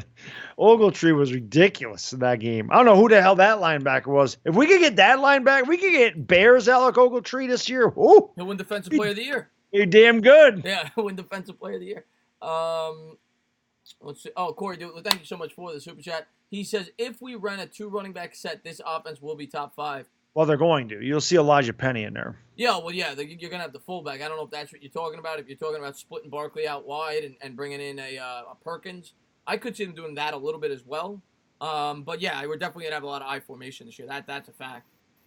I do think that's a possibility early in the year that they could line Barkley up at the wide receiver spot just because they don't have any wide receivers. They have nobody that can really stretch the field out there. So Barkley can't. And then who are you going to line up against Barkley? Let me ask you a question. knowing that the Giants need, and am saying, I've seen you write that 8 times. I'm going to pray for you. You start school on Thursday. Good luck. Knowing that the Giants need a big play threat, a big play, at some point in this game, say it's late third quarter, you're down 6, do you give it Barkley a chance in the punt return game? We've seen how great of a punt returner he was at Penn State. Do you think about it? I know you worry about injuries. I'm saying late, situation. Okay, so if we're down 23-17 2 minutes ago and this is our last possession, yes. What about like late third, early fourth? I wouldn't do it. I wouldn't do it there. Yeah. I don't want to chance him getting hurt. Yeah. Man. I get you. Sometimes you got to lose a battle to win the war. Yeah. Wouldn't want him to get clipped the wrong way and then miss 6 weeks because something stupid happens. Not worth the risk. But at the end of the game, like I said, if it's the end of the game, like they would do with Odell Beckham, you need a punt return for a touchdown. 2 minutes to go in the game, 3 minutes to go in the game, it's going to be your last possession. Yeah, why not? Yeah, that point, because then you really have a shot to win. That's going for the win. Right. So I still don't like him returning punts. Last Jedi back in the house. What's going on, Last Jedi? Isaiah's in the house. Isaiah, did I miss? Oh, there he is. What's going on, Isaiah? Thank you for popping in. We do have Pepper Sam, but Barkley is unbelievable. I mean, in college he was phenomenal. I know Peppers is a good punt returner too. I'm talking situational, not full time. Yes, he did return punts and kickoffs at Penn State. Yep. How y'all think a Wildcat formation would work for us? I was never a huge fan of the Wildcat. Maybe who would be our quarterback? Yeah. Or who would be the running back that runs it? Barkley's not going to do that. Yeah. Because there's no threat of him throwing it. Normally, when you do a Wildcat, one of the guys can actually throw the ball a little bit. Yeah. What they did last year, though, you never know. They ran a couple of razzle-dazzle reverses where Beckham threw touchdown passes. Yeah, the wheel route to Barkley. You never know. So you may see that again. Giants are going to have to find ways to create big plays. And maybe that'll be a way they do it again. How many receptions for the tight ends? You talk about in this game, David? One thing I will say in the preseason, what's going on, Dwayne Basco? Thank you for tuning into the stream. One thing I will say, in the preseason, they didn't utilize the tight ends nearly as much as I thought they would. But in the regular season, I expect them to. I think they'll use a lot of 2 tight end sets. I'll say 9 catches for the tight ends as a whole. I think they're going to have a lot of catches in this game. Yeah, I think that they didn't show a lot of the tight end receiving game because they're going to use a lot during the regular season. Yeah. But, I mean, you saw Simonson drop a couple. Red Ellison didn't do much, but I did see that quick thing down the seam. Evan Ingram only played 1 game, 1 series, had a catch for 12 yards. That was it. So you just didn't see a lot of them. C.J. Conrad got a lot of catches. Yeah, I could see 6 catches for Ingram, then maybe a couple of catches for I think 9, 10 catches as a whole from the tight end position. Let's see what we got here. Who is the standout player of the year? Barkley. It's got to be Barkley. It's got to be. Yeah, we were talking Marjorie. We were talking about them earlier. Cody Core, Eric Smith, Eric Tomlinson. That is the Eric Smith. I think Tomlinson's the former Jet. I can't remember. But Cody Core is the guy that they brought in from the Bengals, the special teams guys. They brought in guys that are good for special teams, and I think Tomlinson's the Jet. If he is, he's meant more for blocking. He'll be that 3rd or 4th string tight end. Maybe you use him in sub packages. Maybe on the goal line, stuff like that. Yeah, he's probably a goal line guy. Yeah. When you go 3 tights yeah. at that. Chain and Bear, what was the first Giants game you ever watched? Super Bowl 1990 is the first game I remember. As a little kid, I was 5 years old. I remember watching it with my dad. First game I ever watched, 1984, week 2 against the Philadelphia Eagles. Yeah. First game I ever actually sat down and watched. My dad. That's when I remember. I said, I was 8 years old. I said, "What are you watching?" He said, "I'm watching the Giants." I said, "Can I watch it?" He said, "Yeah. Sit right up here. Let me tell you about it." First thing out of his mouth, watch number 56. First thing, watch 56. He says, wherever 56, just watch LT. That's what he told me. That's the first thing he ever told me. Watch 56, watch LT. That's all you needed to do. That's all I needed to do. Yeah. City for real. Mighty what a player that guy was. Can we get another LT on the Giants, please?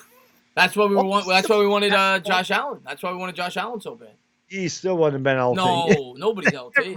Nobody's LT. I think City for real asked when we're going to do a call-in show together. That is something I'm going to look into because Sports Free was able to do that yesterday. So I'm going to look into that and see if I could implement that in the future on the show. Uh, and I think that could happen, Sam. 83 catches, a bucks, 1,079, 9 touchdowns for Ingram. I think that is probably close to his ceiling, but I think it's possible. That's definitely possible. Yeah. Uh, what did I think of Brett Favre? Brett Favre, not comparing Eli Manning to him. Brett Favre's a better quarterback, but I think they were similar quarterbacks. I think they were both gunslingers, guys that weren't afraid to take chances late in games to try to win his team the game. I always respected Brett Favre. Great arm, one of the most talented quarterbacks I've ever seen play the sport. How many reps do you think X-Men is going to get? Says Adam Roldan. Uh, A third, maybe? I'll say 40%. 40%. I think get 40% of the snaps. Yeah, third and long, second and long, maybe every now and again situations. Passing Yeah, situations. not going to be out there and passing situation. If it's pass rush, he's going to be in there. Yeah. What are your expectations of Julian Love and Corey Ballantyne? Do you think they'll get playing time week 1? Limited, if at all. Limited. Not much. Not or throughout as the season goes along, maybe, but to start the year last Jedi, very, very limited. You might see him in a nickel or dime package to start, but that's about it. I don't know how much you're gonna like third and long. You may see them, third and 16 or something. You may see a lot of defensive backs in the field. Maybe that's when they get on there, but they're not going to be in there a lot. Darius Slayton, Saquon, don't take. Darius Slayton. Take over bye week. I could see that, Sammy. After the bye week, I could see. The only thing I worry about there, Sammy, is, and Rudy T, thank you so much for the super chat. Let me just say what he said. The only thing I worry about with the bye week is they play the Bears coming out. That's the only thing I worry about. But Rudy T, thank you so much for the super chat. He says, "What's up, gents? I already have $100 on the Giants money line." Woo! So he's probably getting Damn. What do you think? 2.5 to 1 with that, Rudy? What do you get with that? 2.5 to 1 It's on probably 7? 220 to 1. I bet you it's like 220 to 100. Yeah. So 220. That's my guess. So 2.2. Maybe it's 180. I don't know. Between 180 and 220, it's got to be. Somewhere along those lines. Why not make that bet? I like that bet, Rudy. Show some confidence in your team. Jesus, I can't bet NFL. Yeah, NFL's tough. And I never bet on my team. I actually wanted to take Houston with the points against Oklahoma, and I said I can't. I'm like, Oklahoma's not covering 23.5. I didn't want to bet against the Sooners, and they didn't. And you know what's funny? My prediction for that game, this is how good I am at college football. I said the Sooners would win that game 42-31. Well, they had the ball with like 34 seconds to go on the 18-yard line. Could have downed it. They were up 42-31. And then they ran in for a touchdown, won 49-31. But that game really should have ended 42-31. Wow. That's how freaking good I am at college football. It's stupid. I'm just really good at it. I don't bet college football. I don't bet football. But when once in a while I'll go to Vegas. I probably been to Vegas 7 or 8 times, and maybe 2 or 3 times it was during football season. And what my strategy was, just like you said, college football, I would find the game with the biggest spread. And I would go, Duke is playing Clemson. Clemson's favored by 45. I would bet Clemson. Because I would be like, they could only make the spread so much. And, when it's a really bad team versus a really good team, I always look for that game. And I usually won. See, I am completely the opposite because I know style points count, and I know they're going to keep stepping on the gas. Alabama was a 33.5-point favorite against Duke. I took Bama. No, that's what I'm saying. No. I took the favorite. Gotcha. Yes. Okay. I looked for the biggest spread, and I took the favorite every time. Yeah. And then the other thing about college football, I didn't do this, but I thought about it. I'm like, a lot of times I would look at the over-under. And because it could go into, when it goes into overtime, you could get 40 points because it goes back and forth. So it might make sense a lot of times to bet the over in college football. It always makes sense to bet the over when you're betting Big 12 anyway. Yeah. I would say you're betting on the Sooners. You don't want to bet the over. Right. Now, the funny thing is the over-under on the Houston Sooners game is 80. And I was like, man, I don't think I could take the over on the 80. Well, it pushed. Wow. It got to 80 exactly. Wow. But I was surprised. And it's only because they got that touchdown with 30 seconds to go. Should have been under, but I don't know. I know why. I'm really good at college football. I am really bad at NFL football. Like I'm going to do a pick'em video. I'm going to do that every Wednesday this year. A lot of people have asked me, so I'm going to do one tomorrow, and I'll probably get half of them right and half of them wrong. I suck at picking NFL. Yeah, I'm going to do that too. I'm looking forward to it. It's just going to be fun to see how I would do if I was actually betting the games. And Rudy says he's getting plus 265. Damn! What the hell's the spread? A touchdown is 7. It's 7. 7. I didn't realize a touchdown was 265. Is Evan Ingram a good? Not for this week, MH. I don't think. I think there's got to be better tight ends out there this week than Evan Ingram because the Cowboys have a really good defense. Yeah, they got good linebackers. Yeah. Let's see. Who is a better all-around receiver, Golden Tate or Sterling Shepard? I got to go Shepard. Tate's a better slot receiver. I do think that. I think Tate is one of the best slot wide receivers in the league. He's great after the catch, great at breaking tackles, but overall, I think Shepard's capable of doing more things. And what, you agree on that? Yeah, I think Shepard is better. Yeah. Corey, thank you so much for the super chat. He says, does Barkley still have a chance to be a bust? No. The only thing that could stop him, I'm not even going to say it, but no. David Simmer says, how many 20-plus yard shots is Eli going to take week 1? 2. He'll throw 2 passes over 20 yards. Yeah, I'll go 3, but not many. And they shouldn't, in my opinion. They should be a ball control offense, especially against a team like Dallas. You're not looking to get in a shootout with Dallas. You want to control the clock. No, exactly. Yeah.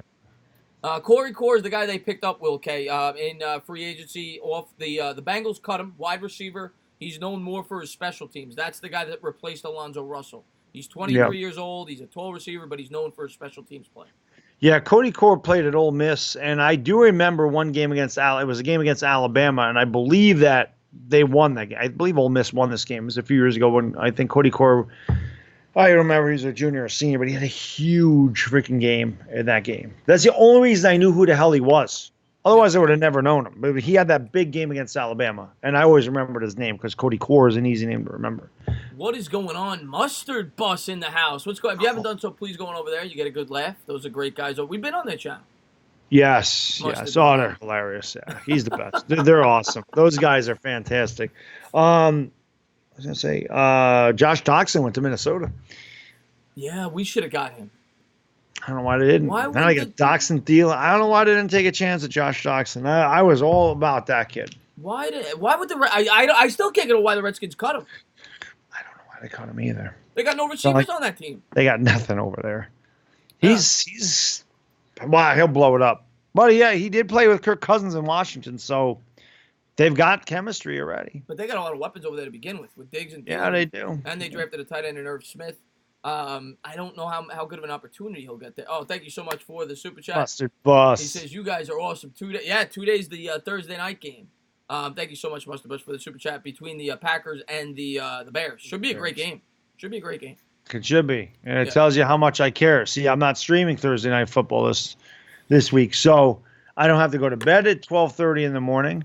I'll probably go to bed at halftime. That's how much I care about NFL football. He gets to hang out with his family, relax. This is a new bad dog. This is a new bad dog. I get to hang out with little bad dog, and when he goes to bed, Daddy will probably go to bed. Oh, it's 10 o'clock. Okay, great. What's going on? Sentinel. Why did Sentinel get? He's got a nephew or somebody. Oh, he's talking about the Mets. Diaz. Yeah. Yeah, he's not talking about anybody in the chat. He's talking about the Mets. Sentinel's a good subscriber of mine. So does this mean the Vikes will cut Treadwell now with Doxson there now?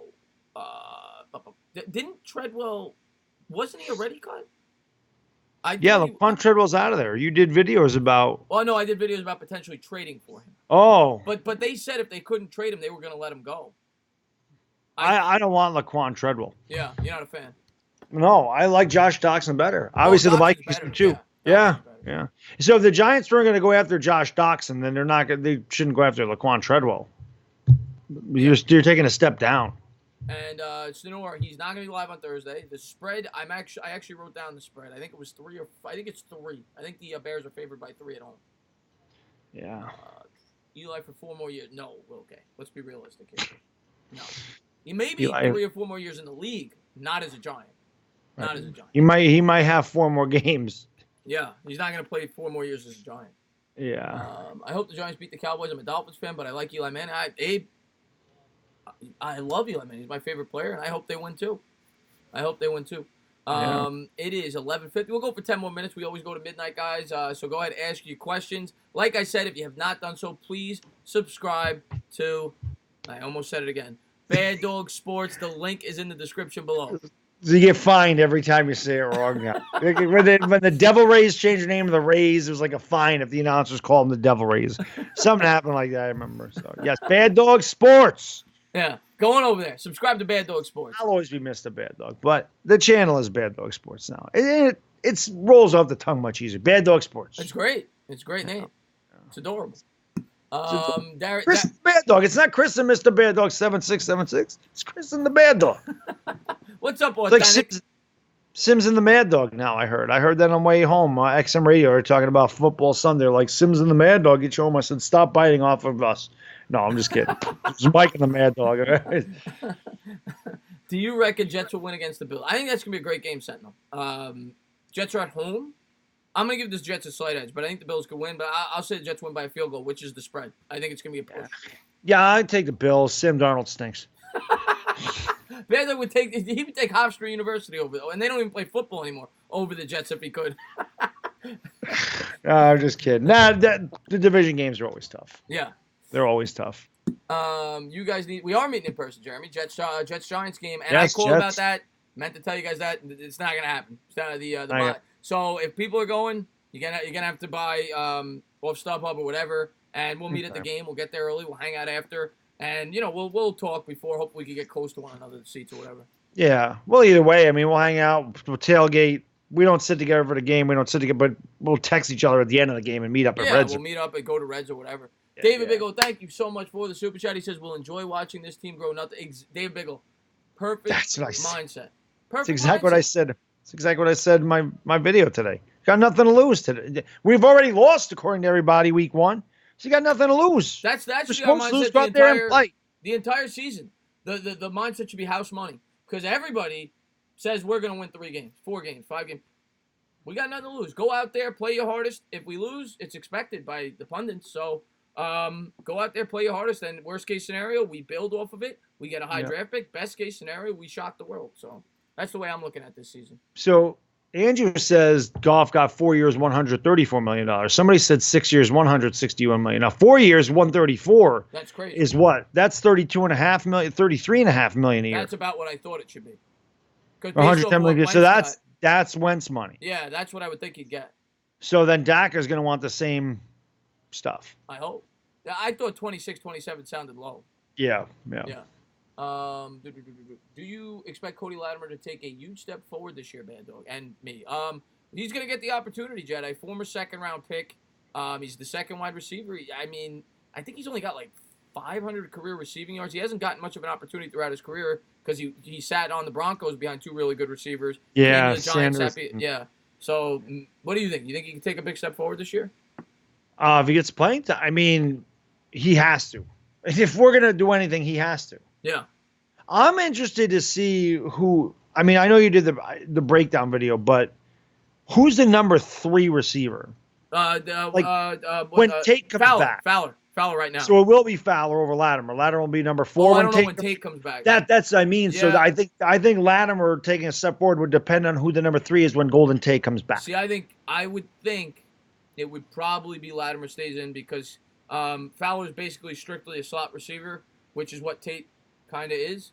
So I would guess Latimer would still be out there, but I could be wrong. Oh, Darnell, man, thank you so much for the super chat, man. I do appreciate that. Great subscriber, both of ours. He says, "What's up, Chris and the Bad Dog? Just checking in. Are you ready for some football?" Darnell, does a bear shit in the woods? Is the Pope Catholic? Of course we're ready for some football. We got football come Thursday. So, and then Giants on Sunday. Cannot wait, Darnell. Thank you for being here, buddy. Is a bear Catholic? Does the Pope shit in the woods? We're ready, Darnell. We're ready. We're ready for this. Let's go. We can't wait. I want to beat Dallas so bad. For nothing else, just to shut everybody the hell up. Everybody. Not just Cowboys. Everybody that's talking crap. Yeah. Can't wait. The funny thing is, all the people talking crap, they all want us to beat Dallas. Yeah. Oh, Authentic, man. Thank you so much, buddy. Authentic, great subscriber of mine. Been with me since I started streaming last year. Thank you for the super chat, man. Thank you for being a great supporter of the channel.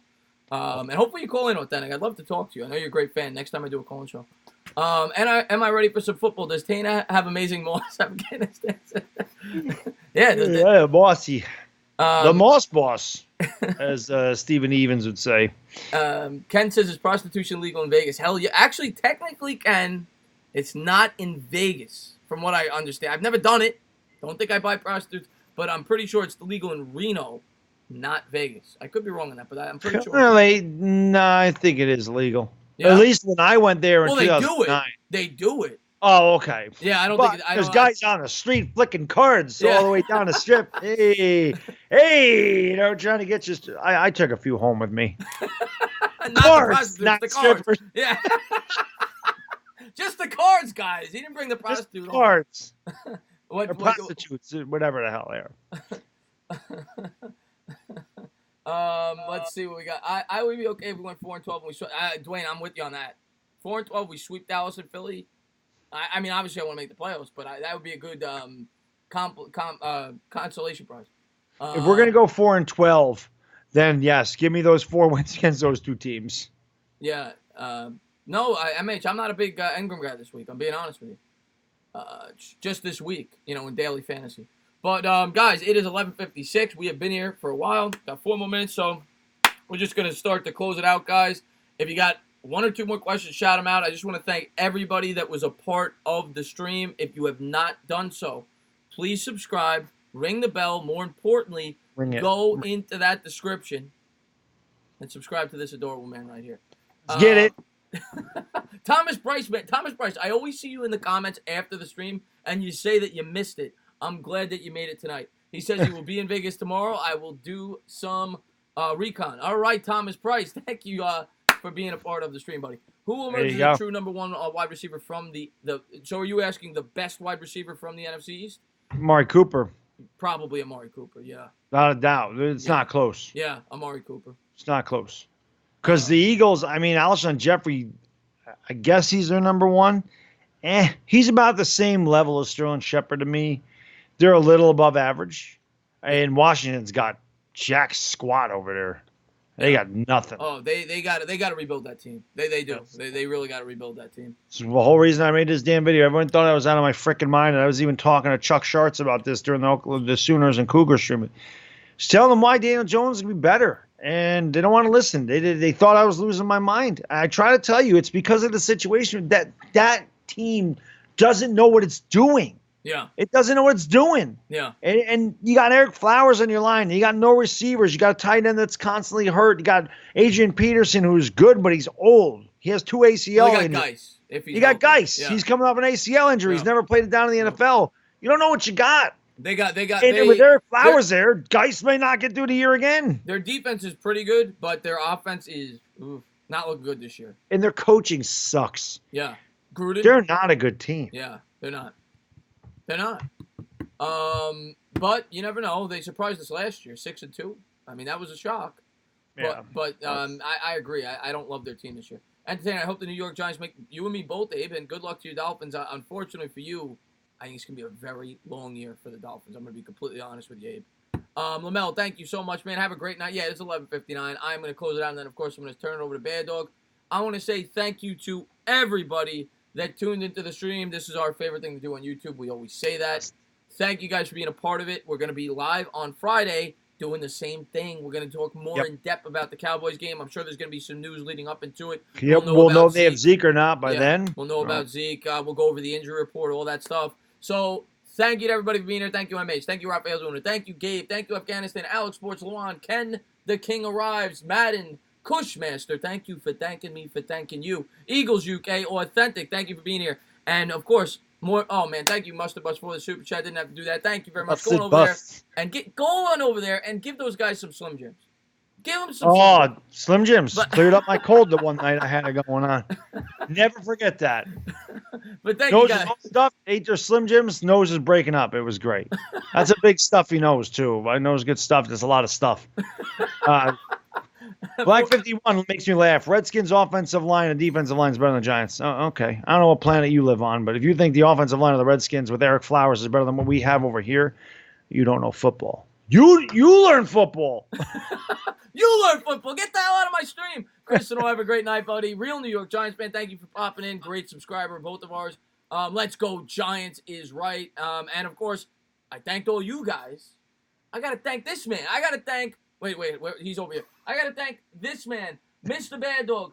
Thank you so much for being a part of the stream. Thank you for coming on the channel. Always love doing this with you. Yes. No problem, man. I hope I'm looking the right way because I'm not looking at the screen. You are. I always appreciate you having me on the channel. Like I said, this is my favorite thing to do, guys. I freaking love it.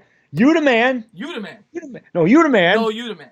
And I can't wait to do this again Friday. I can't wait to stream both games with you on Sunday. It's going to be freaking awesome, man. It's going to be freaking great. It's going to be a lot of fun. Guys, you make this show what it is. We can never thank you enough for all your support. It means the world to us, man. I know we say that every show, but it's the truth. We would be nothing without you guys and gals.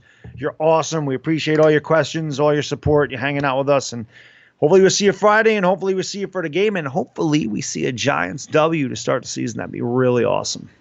And Kid Blue just popped in. Subscribe to him. Have a good night, guys. Thank you guys for popping into the stream.